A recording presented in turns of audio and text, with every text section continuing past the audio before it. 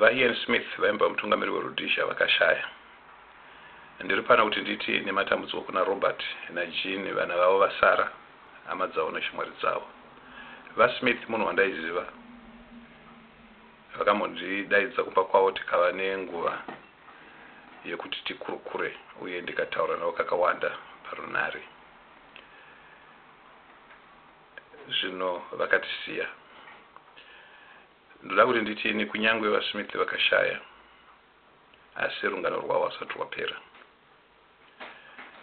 Kufa kwaSmith kunowisa kumagumo nhoroondo yeRhodesia kana kuti nyaya yeRhodesia neUDI yavaSmith nekuti ivo vaSmith ndo yava iri mbiru yeUDI.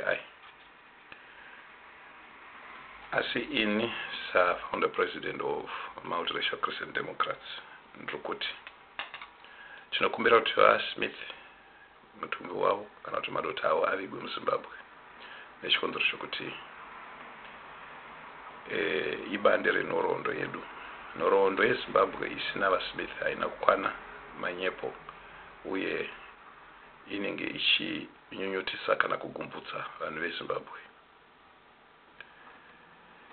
Ndinoda kuti vaSmith vavigwe muZimbabwe. Handisi kutaura pamusoro pekukanganisa kana kunatsa kwavakaita, ndiri kutaura pamusoro pekuti mutumbi wavo kana madota avo ngavigwe muZimbabwe. Mune dzimwe hurukuro dzatichaita tichataura pamusoro pezvavakagona nezvavakatadza kunatsa nekugona kwavo nekukanganisa kwavo.